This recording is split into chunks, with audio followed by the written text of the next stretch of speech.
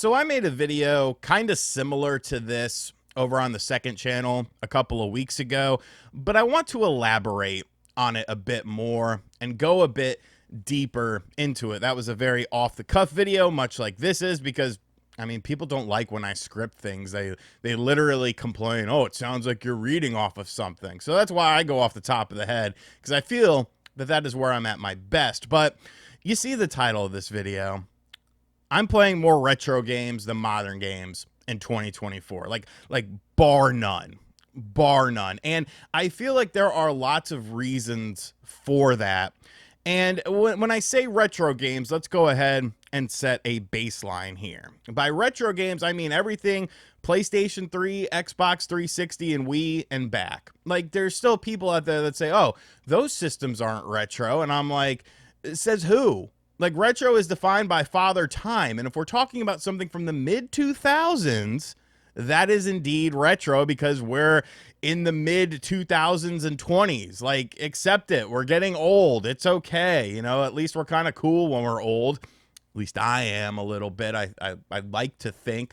But I'm definitely playing more retro games than modern games in 2024. And I feel like there's a lot of reasons for that. Now, the initial reason that I think people are going to say is the main reason why is because of nostalgia. Maybe this is some sort of midlife crisis. You know, you want to relive the olden days, and maybe nostalgia does play a small role. However, I don't think it's because of anything like, you know, something that's going on personally within me, because I don't necessarily care about those memories. Like, yes, they happen, they were there, but to me, it's always been more so about the actual content of the video games. And I just feel like there's such a large variety of stuff when you look at years past comparative to what we've gotten in 2024, because 2024, I mean, really, what's the biggest game? We're in the month of August at the time of the filming of this video.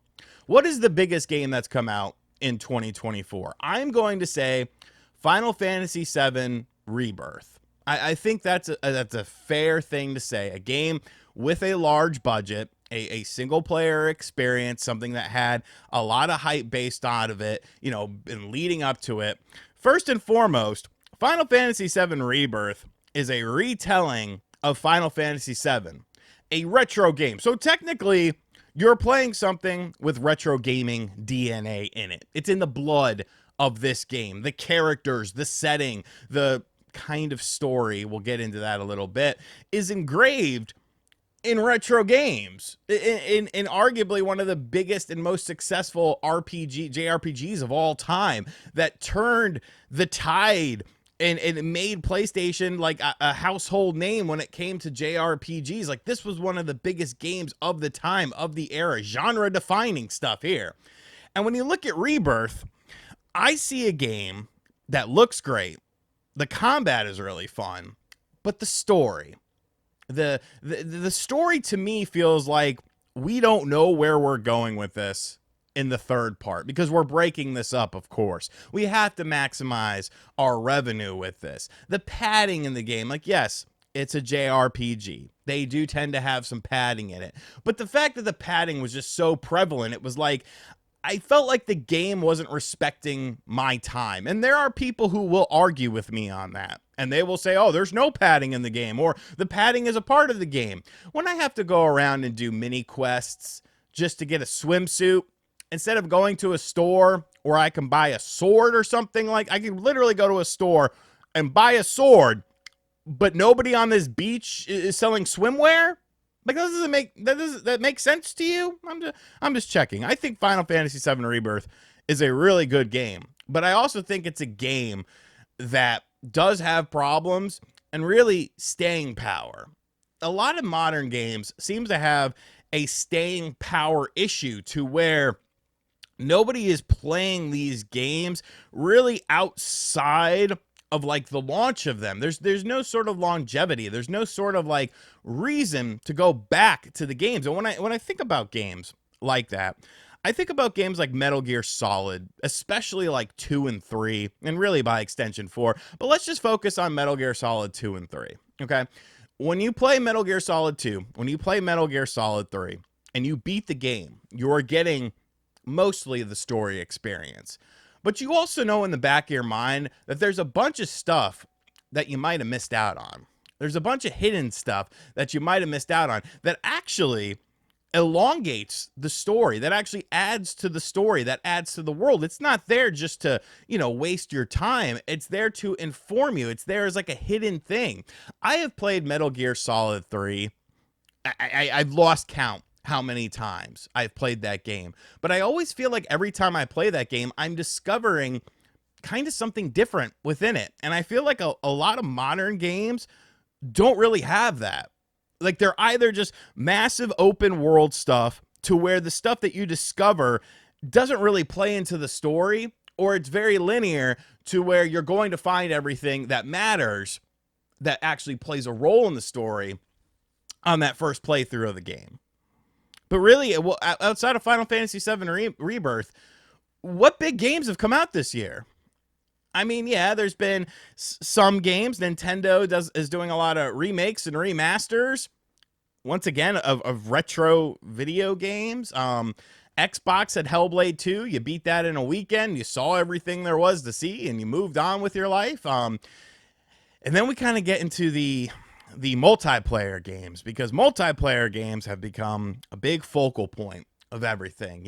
Your live service games, your games as a service games.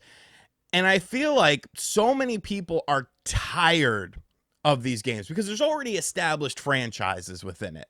You already have your Fortnite. You have your Overwatch and your Paladins, and then there's been sequels to games like Overwatch. There's been other games that have tried to come along, and now video game companies are at the point where they're trying to cash in on this because they see that some of these games 5-6 years ago, maybe even 3 years ago, were very successful. So now these companies are trying to get in on that, and it's not working. Like, yes, there have been games like Helldivers 2 that I feel like exceeded expectations, but for the most part, all of these live service games, games as a service games that have a strong, focus on online multiplayer with nothing else to them, they seem to just die. They just die. Foam Stars, trying to emulate something that Splatoon did, dead. Who's talking about Foam Stars? Nobody. The freaking Concord. You hit 2,500 people on an open beta. Like, nobody's interested in these games, but doesn't matter because video game companies think you are. Here's Marvel Rivals. You're going to play this too. You're going to play all these online multiplayer games that we could take down at any point in time and take it away from you. I'm not interested in that.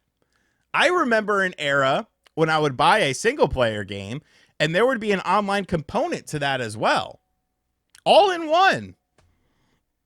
So I got value for it. It wasn't just multiplayer. And I know you could say Call of Duty. Like, Call of Duty's fallen off of a cliff when it comes to single player stuff. That last campaign that they had was just absolutely atrocious. Now, unfortunately, this is a genre that you can't really play too much retro stuff on unless you want to go out of your way and do things like dedicated servers and stuff like that.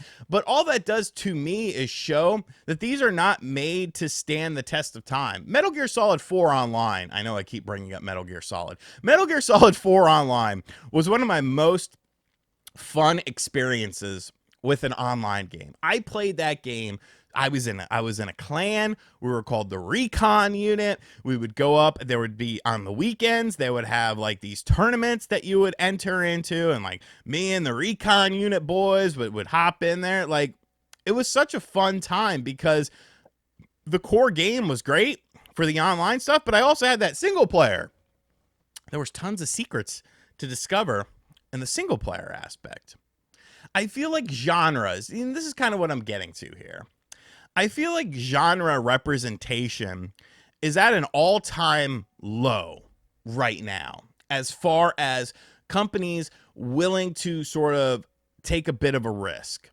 You know, think about all the first-person shooter games within that genre that we had back in the day that had things like online multiplayer. Some of them were better than others. Some of them succeeded, some of them fell flat. But at least you had companies trying. You had companies putting out effort. And in 2024, where's the effort? You know, where are the new IPs? Where are the games that might kind of buck the trend? Where is a game that could be a flop but could be very successful? You can't have that anymore because of how much these video games cost. These video games cost a lot of money to make, and I think everyone knows that. And so because of that, you have to do lower risk, higher reward projects, your remakes, your remasters, your established IPs, just adding a new game onto the fire log of it, your games as a service, and hope and pray to the gods that these take off and people get addicted to them and they have to play them and they have to get the DLC and they have to get the cosmetics and they have to get the skins. They get this. You're preying on an addictive nature. You're hoping that people get addicted to your game, like a drug dealer hopes that the person buying the crack gets addicted to the crack. Like, that's what we're doing in 2024. That's what we're doing. And then, of course, you thought I was done. No, I have a lot more to say. Then, of course, you have sports games. And by extension, contact sports games. Now, I understand. Sports games are not a thing for a lot of people. But I feel like, you know, a wrestling game kind of transcends traditional sports games. It's a little bit different, you know, but it is a sport in and of itself. But when I look at sports games in 2024 and I think back to previous sports games, what the hell happened here? What in God's name happened here? Let's just take WWE 2K24, because everyone, you know, this was the reimagining of the WWE games. You had WWE 2K20, it stunk. They took a year off. They came back with 2K 2022, and they've been successful ever since then. Okay.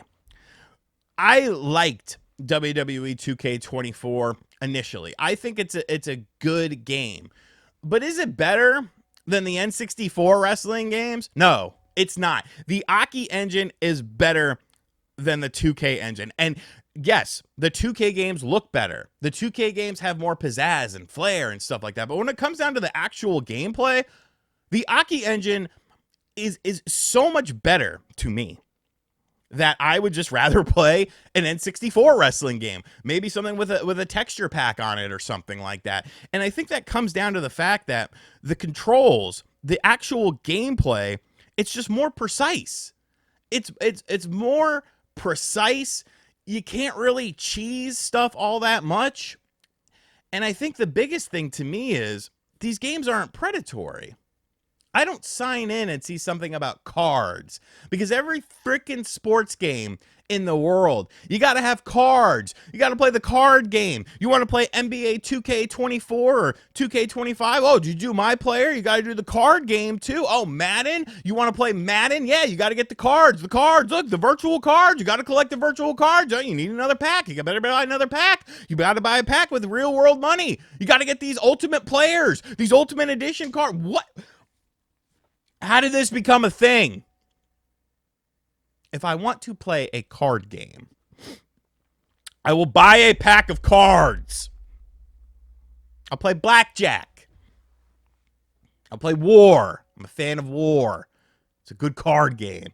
But, like, how did these get ingrained into our sports games? And what the hell happened to sports games? Because sports games, honestly, are the one thing that it's very hard to revisit older sports games with, because the support for these games is completely gone. I'm just talking about from the aspect of, I used to have NBA 2K, NBA Live, NBA Shootout, NBA Inside Edition. Sometimes there would be the NBA in the Zone. There would be Kobe Bryant NBA on the GameCube. There was variety. There was choices. There were options. Every year I would buy 2K and I would buy NBA Live to see which one I liked better. And I had choices. I had options. I had variety. With Madden, you had NFL 2K. You had Madden. You had NFL Game Day. You had Microsoft's weird football game. There was choices. And now they've eliminated choices. They've gotten rid of them. Now, yes, you can get like a roster update for NFL 2K5, a 20-year-old game at this point that still does things better than the modern Madden game. But just the choices have completely been destroyed. It's ridiculous.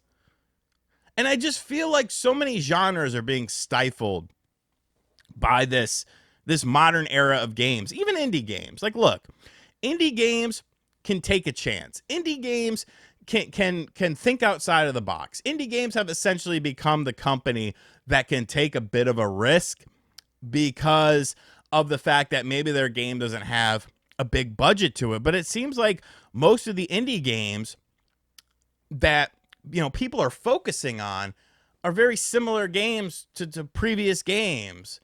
You know, your 2D side-scrolling roguelike adventure. Oh, Dead Cells did well. Let's try to emulate that. You know, it's just I don't know. I don't know where I'm going with this. But modern gaming has just been boring as hell in 2024. And I don't think it's going to get any better in this year. Like, really, there's 3 games I'm really looking forward to. There's 3 games, okay? You got your Echoes of Wisdom. I can't think right now. You got your Echoes of Wisdom. You got your Indiana Jones. You got your Astrobot. Okay. You know, those are 3 games that I think are going to be really cool. But, you know, is that better than what I could play right now on other things? Like, I guess platformers have gotten better, you know, with better graphics and stuff like that. Sure, you could make that case. Cinematic games, obviously, you know, it's all about graphics nowadays. You got to have the Unreal Engines. You got to have all these beautiful graphics and stuff like that, almost to the point of where, you know, gameplay kind of takes a little bit of a back seat. It's almost not the focal point of a lot of these games anymore. And I'm mostly talking about something like an Indiana Jones, because really, like, I want to see how that game plays as far as a game is concerned. But then I think back to the retro stuff. You know, this is all stuff that's easily accessible. I can't go out there right now, go to a store, and buy these retro games. I can't. I mean, I technically could to support the retro video game store, which you should, you know, if it's your local retro video game store or something like that, or you really want something off of eBay. But what the point I'm trying to get to is, I can't sit there and give the company, the people who made the original game, money. I can't. Sure, there's some instances here and there, but for the most part, I can't do that. So when I get something like this 12 terabyte hard drive, and it's preloaded with a bunch of games that I haven't thought about in a very long time, and I can use a modern controller, and I can enhance the graphics very easily on stuff like this to almost make it look like a more modern game, and increase things like frame rate to make the gameplay experience smoother. Like, I just have so much stuff to play. You know what I've been playing recently? The Matrix, The Path of Neo. You know why? Because I like those original Matrix movies. And playing this game in 16:9, even more enhanced if you want to go that route, with high resolution textures, with a modern controller. Like, yeah, it might be a little bit wonky, but eventually it feels good. And that's just one game I have access to. There's so many classic retro games that people might have missed out on. So many great retro games that people might have missed out on. And a lot of these modern games just aren't scratching that itch, for me personally, like these retro games do. And there's always new stuff, new ROM hacks, new texture packs, new projects coming out from people. I don't know. You know, this video's been all over the freaking place.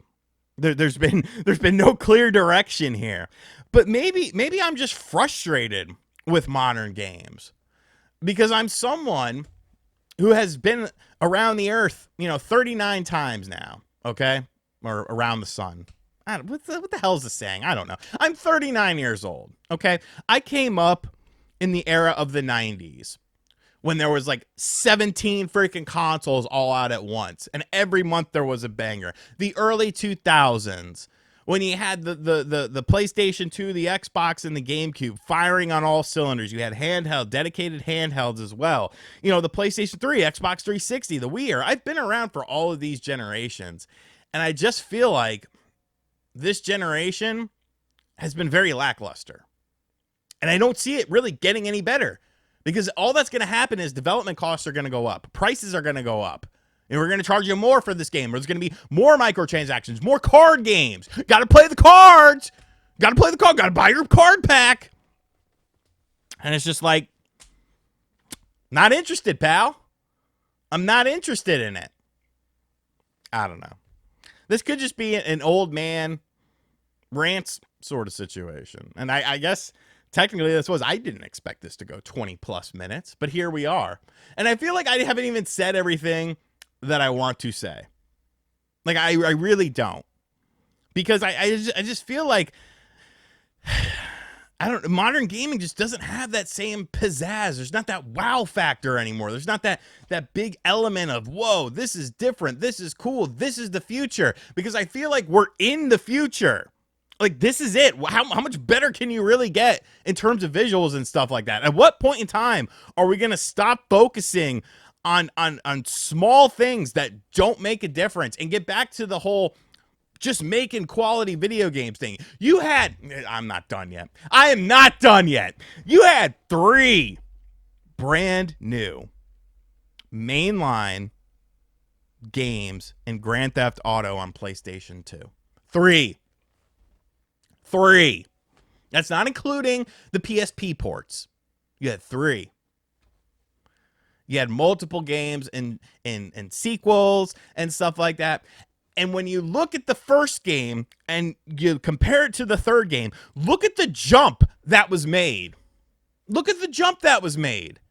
It was a huge jump. Grand Theft Auto 3 to San Andreas was a massive jump. Visuals, gameplay, things you could do, content, massive jump. And most sequels in established franchise, Metal Gear Solid 2 to Metal Gear Solid 3, you had these massive jumps. These wow factors. These holy shit. How did they do that?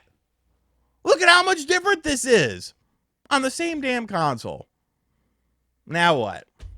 You're hopeful that your favorite franchise gets one new entry during console generation, but it might not happen. So don't hold your breath, pal. When people are saying that 2023 was like the best year ever in gaming, I don't take you seriously. I understand that it's just your opinion. I understand that everyone's opinion is going to be different than other people's opinions. That's fine. But I can't take you seriously because I feel like you didn't experience certain generations. You didn't experience the 16-bit wars. You didn't experience the 32-bit wars. You didn't experience the PS2, Xbox, GameCube era because, bro, you were just swimming in brand new stuff every freaking month. Companies were so creative, willing to take risks because you didn't have these huge budgets. And the big budget games were just piggybacking off of previous games in a franchise to where they could afford to do things like this. Now you don't sell 5 million copies. You're in the shitter. You're canned. Your studio, we got to do layoffs, and then everyone's going to get on social media. Oh, these layoffs are the worst. I can't believe it. Like, yes, layoffs do suck, but why are these layoffs happening? Why are the margins so thin? Why is it that you have to sell 5 billion copies of a game just to keep the roof over your head? Because you keep just pushing these damn graphics. We're good on graphics. They look great. Focus on the gameplay. Focus on making new experiences with the gameplay. Or are we just tapped out? Are we like Hollywood? Where it's like, I don't know what to do now. I don't know. We've already made every movie ever. Let's just do sequels to movies 40 years later. Let's just use IPs and properties from 40 years ago to try to bring people in, to get people excited for these new films and their favorite franchises that they have long forgotten about, that usually don't lead up to the expectations set by the predecessors. Maybe that's what it is. Maybe we are creatively tapped out. And that would be a shame. But to bring this all back full circle, I'm just playing a lot of retro games. I highly suggest that everyone watching this video pick up one of these crazy hard drives. It doesn't have to be the 12 terabyte. I understand that's a lot of money. But there are, the Kinhank one that looks kind of like a little cassette tape or something. I believe that's like $100 or something. Go check out my video on that. Even the $40 one. Like, there's some good stuff on there.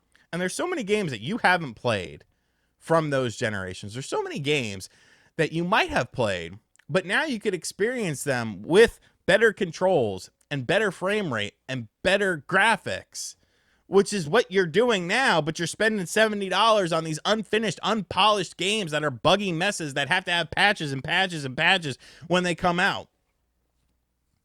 I'm going to wrap this up. This is going to be a bitch to edit too, because I've talked way too long. I don't know. Maybe I'll try to edit it decently. I probably won't, though. Let me know your thoughts in the comments section down below. I just wanted to get this off of my chest. And now I feel a little bit better. And you know what? After I do this, I'm going to go back into playing The Matrix Path of Neo with my controller and my little hard drive with beautiful HD graphics. Why not? What am I going to play on modern consoles? What has come out? What am I going to play? Emio, the Smiling Man at the end of this month? Visual novel? Sorry. I'm sorry. Give me your thoughts in the comments section down below. And as always, guys, thank you for checking out this bizarre video of a diatribe of a man sinking into madness. I hope you got some enjoyment out of it. Let me know your thoughts. And as always, I'll catch you guys on the next video. Oh, hit subscribe if you're new too. That'd be pretty cool. Later.